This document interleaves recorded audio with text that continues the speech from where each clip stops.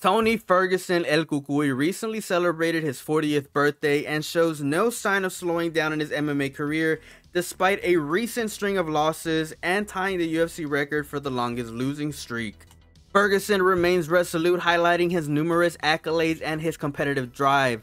Speaking on the Jackson podcast, Ferguson reflected on his journey, noting his last victory was at UFC 238 against Donald Cerrone before the pandemic and the subsequent challenges he faced, including the cancellation of the highly anticipated bout with Khabib Nurmagomedov.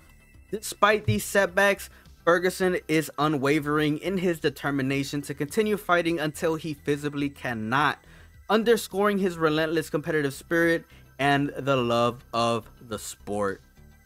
All right, before we get into it, I feel like I have to say this. Tony Ferguson is without a doubt a legend in the sport. He gave us so many great memories. Whenever you guys heard about Tony Ferguson having a fight in the UFC and you guys decided to watch it, you guys knew exactly what the hell you were getting into, right? An entertaining fight, right? A super entertaining fighter, a Hall of Famer without a doubt. And I think a lot of that goes without saying.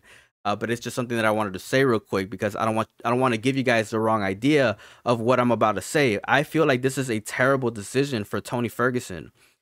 I personally would hate to see Tony Ferguson receive the type of damage like how we saw, him versus Justin Gaethje. I would hate to see Tony Ferguson in the same way we saw whenever that fight ended. It was so freaking bad. Everybody knew that Tony Ferguson was just getting absolutely demolished and destroyed, right? And in the sport of MMA, there's definitely going to be fighters out there that are going to try to use Tony Ferguson as a stepping stone to progress their career, and that goes without saying. My thing is that I would hate to see Tony Ferguson receive damage that is irreversible.